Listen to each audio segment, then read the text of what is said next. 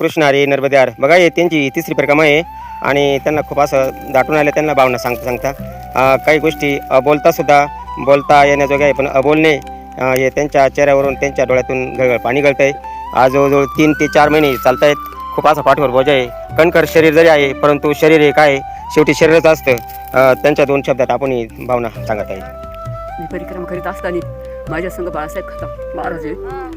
माझ्या वडिलांनी माझ्यावर प्रेम केलं नसन. माझ्या आई वडिलांचं प्रेम हे मला त्यांच्याकडून बघायला भेटलं. माझ्या भावासारखं प्रेम त्यांनी माझ्यावर केलं, आईसारखं प्रेम माझ्याकडून त्यांनी घेतलं. नर्मदा परिक्रमाई करत असताना सारखं मुखामध्ये त्यांच्या अगस्ते हा एक नाम जपे बरं का. अगस्ती महाराज महान ऋषी होते आणि खूप अशा प्रकारची अगस्तीने ताकद दिली.